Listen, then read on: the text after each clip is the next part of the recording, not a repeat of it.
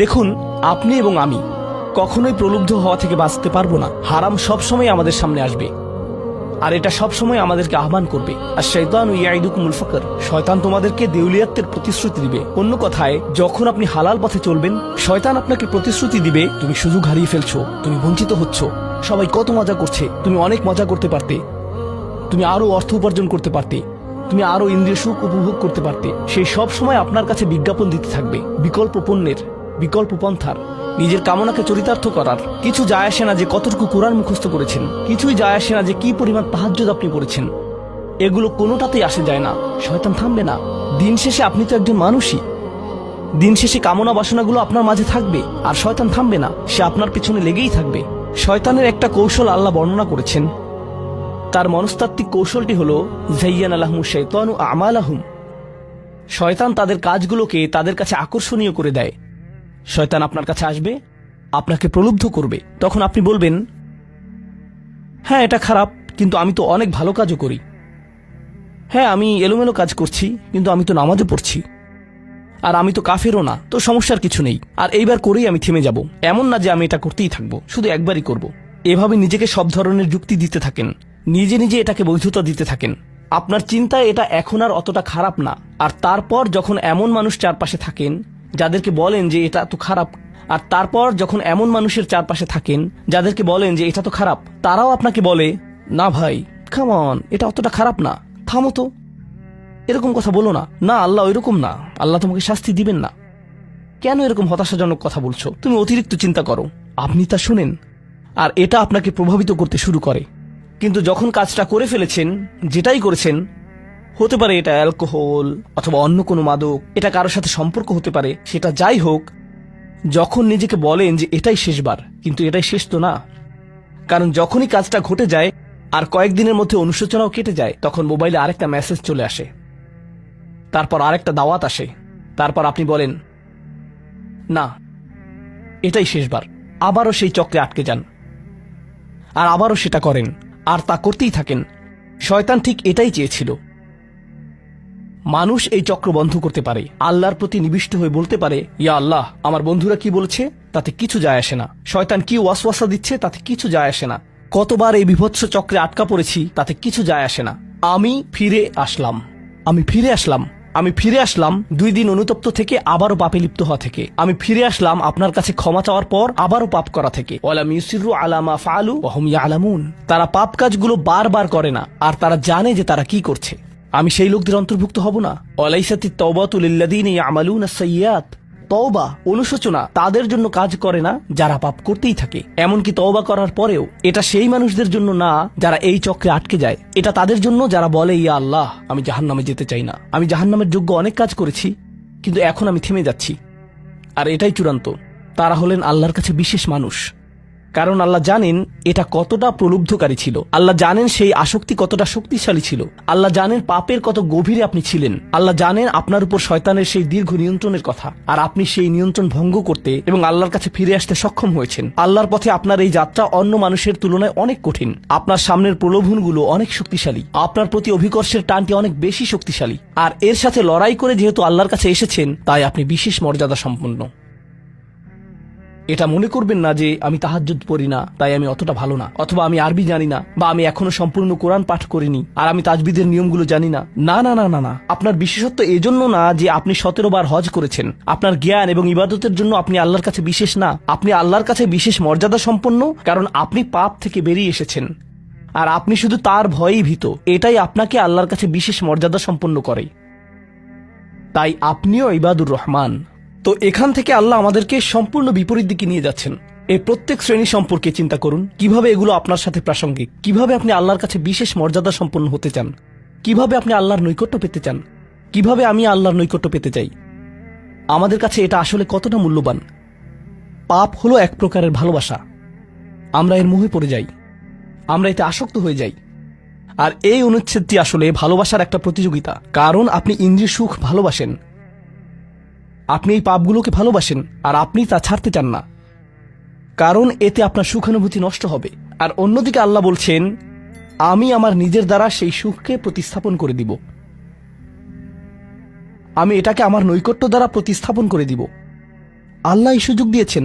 আপনার নিজেকে এই সমীকরণের আলোকে সিদ্ধান্ত নিতে হবে। আপনি এই পরিস্থিতিতে পড়বেন, অন্য কেউ জানবে না, কেউ জানবে না যে আপনার মাথায় কি সংগ্রাম চলছে, কেউ জানবে না, শুধু আল্লাহ জানবেন। আর প্রসঙ্গক্রমে উদাহরণস্বরূপ আপনাদের কেউ কেউ যখন হারাম সম্পর্কে জড়ান, নিশ্চিত বলছি না, আপনাদেরকে অভিযুক্ত করছি না, কোনো মানুষ, আপনারা না, কোনো মানুষ যাদেরকে আপনারা চিনেন, তারা হয়তো অনৈতিক সম্পর্কে জড়িত, আর আপনি তা থেকে বের হতে চাচ্ছেন। তো আপনি এই আলোচনা শুনে তাকে মেসেজ দিলেন, আমি আর এটা করতে পারবো না। সে উত্তর দিল, তুমি কি আমাকে ভালোবাসো না? তুমি এখন আমাকে ঘৃণা করো? তুমি কি মনে করো যে আমি তোমার জাহান্নামে যাবার কারণ? আমি কি এতটাই খারাপ? এখন আপনি বলছেন, না তুমি অতটা খারাপ না, না আমি তোমাকে ভালোবাসি, তুমি মোটেই খারাপ না, তুমি অনেক ভালো। ঠিক আছে, যদি আমার সাথে সম্পর্ক সমাপ্ত করতে চাও, আজকে রাতে আমার সাথে দেখা করো, আর আমার মুখের সামনে এটা শেষ করো। না, এটা আমি করতে পারবো না। ঠিক আছে, তুমি আমাকে ঘৃণাই করো, আচ্ছা ঠিক আছে, আমি আসছি। এটা আবার শুরু হয়ে গেল। আর এরপর আপনি আবারও তওবা করতে চান। দেখতে পাচ্ছেন, এটা শুধুমাত্র আপনি না, আপনি হয়তো আবেগগতভাবে কোনো কিছুতে জড়িয়ে যেতে পারেন, আর এখন আপনি আবেগগতভাবে ব্ল্যাকমেইলের শিকার হচ্ছেন। এর দ্বারা আপনি খারাপ বোধ করবেন। আপনাকে এর বিরুদ্ধে যুদ্ধ করতে হবে, আপনাকে এটা অবদমন করতে হবে, আর আপনাকে উপলব্ধি করতে হবে যে আপনি হয়তো কাউকে হতাশ করছেন, কিন্তু আল্লাহকে সন্তুষ্ট করছেন। আর আপনি এটা শুধু নিজের জন্যই করছেন না, বরং এটা ওই মেয়ের জন্যও করছেন, বা ওই ছেলের জন্যও করছেন যে আপনার মেসেজের জবাব দিচ্ছে। সে আল্লাহর সামনে দাঁড়াবে, এটাও আপনি চান না। আপনি যদি তাকে আসলেই ভালোবাসেন, শুধুমাত্র যদি তাকে কামনা না করেন, বরং তাকে ভালোবাসেন, তাহলে আপনি তাকেও রক্ষা করতে চাইবেন। তো এখন আমরা খুবই অপ্রত্যাশিত স্থানে চলে যাচ্ছি। আল্লাহর কাছে আরো কে বিশেষ মর্যাদা সম্পন্ন? আল্লাযীনা ইযা আনফাকু লাম ইউসরিফু ওয়া লাম ইয়াকতুরু ওয়া কানা বাইনা যালিকা কওয়ামা। এই মানুষেরা যখন তারা অর্থ ব্যয় করে, তারা সকল অর্থ উড়িয়ে দেন না, তারা অতিরিক্ত খরচ করেন না, আর তারা কৃপণও নয়। তারা অনেক বেশি খরচ করেন না, আর তারা অনেক কমও খরচ করেন না। তাদের বাজেট ভারসাম্যপূর্ণ। বাজেটের সাথে আল্লাহর নৈকট্যের সম্পর্ক কি? সম্পর্ক রয়েছে, কারণ আল্লাযীনা ফি আমওয়ালিহিম হাক্কুন মালুম, তাদের অর্থে অন্যদের অধিকার রয়েছে যা সুবিদিত। আপনার পিতামাতার অর্থনৈতিক সহায়তা প্রয়োজন, আপনার সন্তান, আপনার ভাই বোন, আপনার স্ত্রীর প্রয়োজন, এমন অনেক ক্ষেত্র রয়েছে যার জন্য আপনার অর্থ প্রয়োজন। কিন্তু যখন আপনি প্রয়োজনহীন জিনিসে আসক্ত হয়ে পড়েন, আর আপনার অর্থ যখন ব্যয় হয় সিনেমার পর সিনেমা, সিনেমার পর সিনেমায়, সাবস্ক্রিপশনের পর সাবস্ক্রিপশনে, গেমের পর গেম, এরপর গেমে, গাড়ির জন্য নতুন যন্ত্রাংশ কেনার পেছনে, যে চাকা দেখতে উল্টো দিকে ঘূর্ণায়মান, তার প্রয়োজন আপনার নেই। সেগুলো আপনি দেখবেন না যখন আপনি গাড়ি চালাবেন, সেটা অন্য কেউ দেখবে। এগুলো ঘুরবে অন্য কারোর জন্য, আপনার জন্য না। যন্ত্রাংশ অথবা ডিভাইস। আপনি নতুন আইফোন ছাড়াও বেঁচে থাকবেন, এতে কোনো ক্ষতি হবে না। স্যামসাং যদিও কিছুটা বিপজ্জনক, তারপরও অনেক বোনেরা পার্স অথবা ব্যাগের জন্য এমনটা করেন। ও আল্লাহ, এই ব্যাগগুলোর কোনোটার দাম কয়েক লাখ টাকা। বলছি না যে আপনি এগুলোর কোনোটাই কিনতে পারবেন না, কিন্তু আল্লাহ বলছেন ঠিক আছে খরচ করো, কিন্তু অতিরিক্ত খরচ করো না। আপনাদের কারো কারো জন্য আবার সবচেয়ে খুশির বিষয় হলো টাকা ধরে রাখা। আপনি স্ত্রীকে সাথে নিয়ে সুপার শপে গিয়েছেন, তিনি এক প্যাকেট দুধ নিলেন। আমাদেরকে এত বেশি দুধ প্রয়োজন, ছোট প্যাকেট নিতে পারো না? ডিসকাউন্টের জন্য অপেক্ষা করতে পারো না? এটা দুধ, এটা ডিম, এগুলো নিয়ে কৃপণতা না করলে হয় না? এমন মানুষ রয়েছে যারা প্রাপ্য মানুষদের টাকা ধরে রাখে। আপনার সন্তানদের অর্থ প্রয়োজন, তাদের চলার জন্য কিছুটা পকেট খরচ প্রয়োজন, আপনার স্ত্রীর কিছুটা অর্থ প্রয়োজন। যদি তিনি গৃহ ব্যবস্থাপনার দায়িত্বে থাকেন আর তিনি নিজে উপার্জন না করেন, আর তিনি আপনার কাছে বলেন আমি কি 500 টাকা পেতে পারি? কিসের জন্য তোমার টাকা প্রয়োজন? আমাকে সম্পূর্ণ প্রতিবেদন প্রদান করবে, সকল রিসিট দেখাবে। দাঁড়ান, 1 মিনিট থামুন। এটা লাম ইয়াকতুরু, এটা আপনার জন্য চ্যালেঞ্জ হতে পারে। আপনি যদি আল্লাহর নৈকট্য লাভ করতে চান, আপনার পরিবারের খাবারের প্রসঙ্গ আসলে তাদেরকে জঞ্জালের মতো বিবেচনা করবেন না। আপনার জন্য সর্বোত্তম খরচের খাত হলো আপনার পরিবার। নিজের পরিবারের সাথে এরকম খারাপ আচরণ করবেন না, কিন্তু অতিরিক্ত খরচও করবেন না।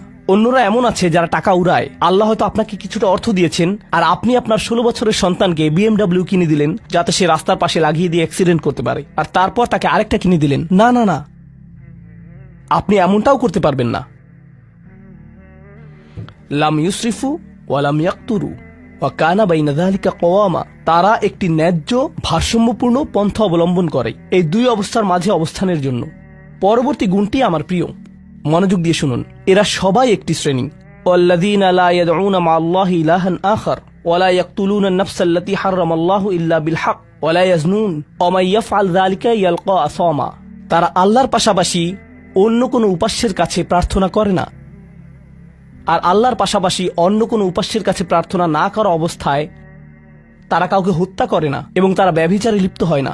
তিনটি বিষয়, তারা আল্লাহ ছাড়া কারো কাছে প্রার্থনা করে না, এর সাথে রয়েছে তারা হত্যা করে না এবং তারা ব্যভিচার করে না। তিনটি বিষয় একসাথে, তিনটি বিষয় একসাথে। এটা তো অসাধারণ কোনো অর্জন নয়। কেউ বলতে পারে যে হ্যাঁ, আমি তো তালিকায় এসে পড়েছি, আমি কাউকে হত্যা করিনি। কিন্তু জানেন কেন এটা বৈশিষ্ট্য সূচক? কারণ এই বিষয়গুলো খুবই প্রাথমিক স্তরের, তাই না? অন্য অনেক কবিরা গুনাহ রয়েছে, কিন্তু আল্লাহ বলছেন যে তোমরা আল্লাহর কাছে বিশেষ মর্যাদার অধিকারী হতে পারবে যদি তোমরা শুধু এটুকু করো। কেন এটা বিশেষ মর্যাদাপূর্ণ? মক্কার মানুষদের কথা চিন্তা করুন, সেই সমাজের কথা চিন্তা করুন যার মাঝে কোরআন এসেছিল। সেই মানুষগুলো হাজার বছর ধরে শিরকে লিপ্ত ছিল। হত্যা তাদের কাছে সাধারণ বিষয় পরিণত হয়েছিল, জিনা কোনো বিষয়ই ছিল না। আর এগুলো বড় বিষয় ছিল না তাদের পূর্বপুরুষ অথবা তাদের পূর্বপুরুষ অথবা তাদের পূর্বপুরুষের কাছে। এগুলো ছিল জীবনেরই অংশ। জীবন ছিল গ্যাংস্টারের মতো। আর যখন তারা এই সকল কিছু ছেড়ে আল্লাহর কাছে আসলো, তাদের পরিবার কি বলেছিল যে ও তুমি তো এখন মুসলিম, কংগ্রাচুলেশনস। তাদেরকে সকল ধরনের বিভৎস অভিজ্ঞতার সম্মুখীন হতে হয়েছিল, তাদের প্রিয় মানুষদের কাছ থেকে, তাদের সমাজ থেকে, তাদের বন্ধু বান্ধবদের কাছ থেকে, কারণ তারা সেই অপরাধগুলো ত্যাগ করেছিলেন, তাই না? কিছু মানুষের জন্য শুধুমাত্র ঈমান গ্রহণ করা, শুধুমাত্র অপরাধী জীবন থেকে বেরিয়ে আসা, শুধুমাত্র জিনা থেকে বেরিয়ে আসা ছিল এতটাই বড়। আপনারা যারা সম্মানিত পরিবারে বেড়ে উঠেছেন, পরিশুদ্ধ পরিবেশের মাঝে ছিলেন, আপনার জন্য সেই ধরনের বিপত্তিতে না পড়াটা সহজ অথবা সহজতর। এখনকার সময়ে যে কোনো কিছুই সহজ, কিন্তু আপনাদের যারা অমুসলিম অবস্থা থেকে এসেছেন, আপনি চারপাশে অপরাধ সংঘটিত হতে দেখেছেন, আপনি চারপাশে মাদকের আসর দেখেছেন, আপনি চারপাশে নারী লিপ্সা দেখেছেন, প্রত্যেক সাপ্তাহিক ছুটির দিনই ক্লাবে যেতেন, আর তারপর আপনি আল্লাহর পথে আসলেন, আপনি ঈমান গ্রহণ করলেন। সেই জীবন থেকে আপনার এই যাত্রাটি ছিল বিশাল এক যাত্রা, আর আল্লাহ এটা স্বীকার করেছেন এবং বলেছেন যে এটা বেশ বড় ব্যাপার যে কিছু মানুষ এমনটা করেছে। শুধু এই বিবেচনায় তারা বিশেষ মর্যাদাময়, তারা অন্য কিছু জানে না, তাদের ব্যাপক কোনো জ্ঞান নেই, কিন্তু মূল বিষয় হলো তারা আল্লাহর সন্তুষ্টির জন্য হিজরত করেছেন, তারা সেই বড় পাপগুলো থেকে আল্লাহর অভিমুখে যাত্রা করেছেন। এটা অবিশ্বাস্য।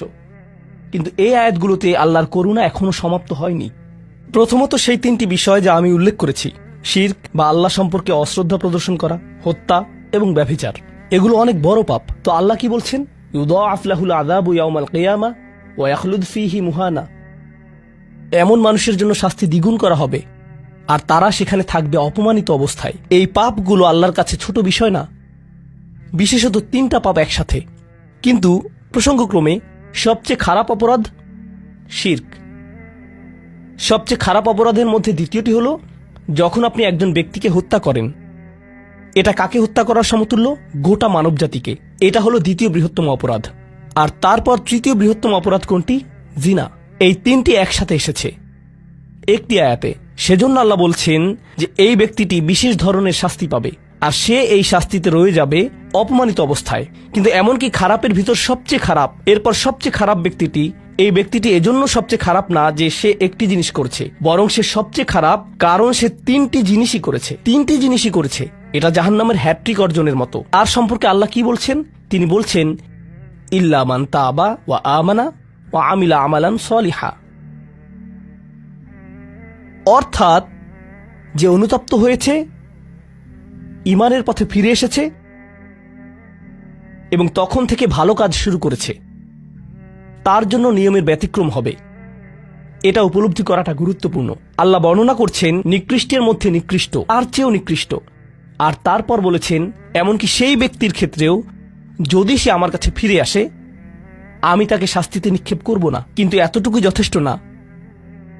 আমরা কথা বলছি ইবাদ আর রহমানের ব্যাপারে, যিনি অবিশ্বাস্য রকমের করুণাময় সত্তা। তো তিনি তাদেরকে শুধুমাত্র জাহান্নাম থেকে রক্ষা করেই ক্ষান্ত হবেন না, তিনি আরো কি করবেন? ফাউলাইকা ইউবাদদিলুল্লাহু সাইয়্যাতিহিম হাসানাত। সেই মানুষগুলোর মহাপাপগুলোকে প্রতিস্থাপিত করবেন। আর আমি আপনাদেরকে মনে করিয়ে দিচ্ছি সেই পাপগুলো কি? শিরক। ইন্নাশ শিরকা লাযুলমুন আযীম। হত্যা, কাআন্নামা কাতালান নাসা জামিআ, সে যেন গোটা মানবজাতিকে হত্যা করলো। এবং জিনা, ব্যভিচার, সবচেয়ে বড় পাপ এগুলো। আল্লাহ বলছেন যে পাহাড় সমান তাদের এই সমগ্র পাপ কাজগুলোকে আমি প্রতিস্থাপন করে দিব ভালো কাজ দিয়ে। কিন্তু তারা এখনো কোনো ভালো কাজ করেনি, তারা এখনো নামাজ পড়েনি, তারা এখনো ইবাদত করেনি, তারা এখনো হজ করেনি, তারা এখনো দান করেনি। তারা মূলত যা করেছে তা হলো অনুতপ্ত হয়েছে। আর এখন থেকে তারা ভালো কাজ করবে, আল্লাহর জন্য এতটুকুই যথেষ্ট। তাদের পাহাড় সম পাপগুলো নিবেন, যা তাদেরকে চিরকাল জাহান্নামে নিক্ষেপ করতে অপমানিত অবস্থায়, আর তিনি এই পাহাড় সম পাপগুলোকে নিয়ে পাহাড় সম ভালো কাজে পরিবর্তিত করে দিবেন। এটাই আল্লাহ করবেন তাওবাকারীদের জন্য। আপনিও বিশেষ মর্যাদার অধিকারী হবেন।